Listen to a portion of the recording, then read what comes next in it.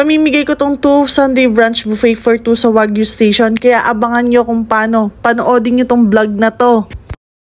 Namigay ang LBC ng 3,000 dirhams, 1,000 dirhams, 500 dirhams, at 3 pang 1,000 dirhams. Sobrang saya ng event na to, promise. Hey guys, we're here at Radisson for LBC event, so let's go!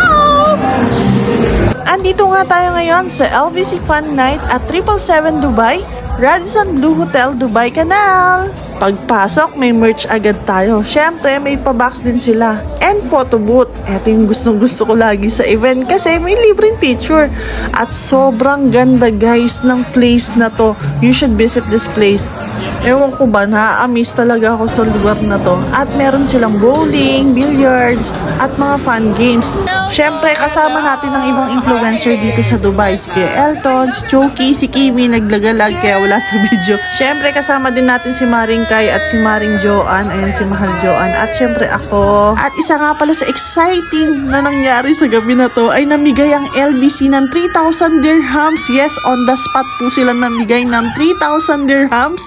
Meron din 1,000 dirhams and 500 dirhams.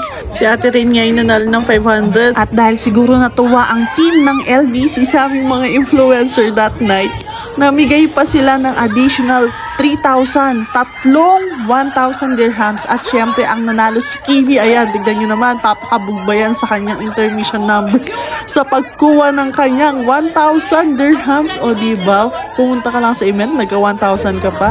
At syempre, si Joanne, yan, representative namin sa table, yan, nanalo din siya ng 1,000 dirhams. Ayan, swerte nila sana all. At ang huling naka-receive ng 1,000 is Kuya Elton. O diba, pambili niya daw to ng damit kaya sobrang tuwang-tuwa siya. Nakakatuwa kasi nanalo sila. Wish ko nga sana kaming lahat nanalo para kaming lahat masaya. Kaya eto, kinain ko na lang. Kumain na lang ako ng kumain dahil nga hindi ako nanalo dun sa parapol nila.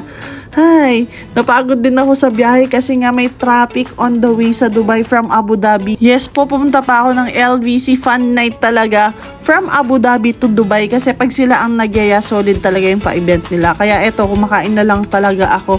Sinulit ko na lang yung pagkain dito dahil di nga tayo nanalo sa raffle. Pero sobrang saya ng event. Sobrang salamat LBC at naimbitahan niyo po kami sa event na to.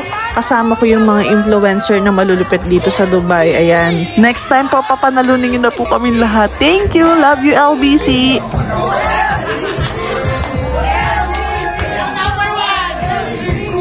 Naku, mukhang bet pa ni Kimi to.